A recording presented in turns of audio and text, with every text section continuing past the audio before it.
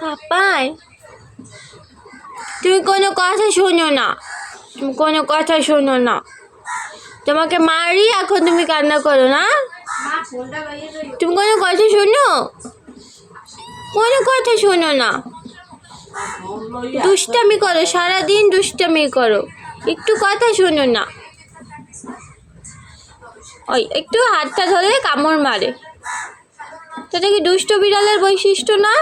বাবা আমি ব্যথা পাই, আবার মারে আমাকে, আমাকে মারো কেন, মারো কেন আমাকে?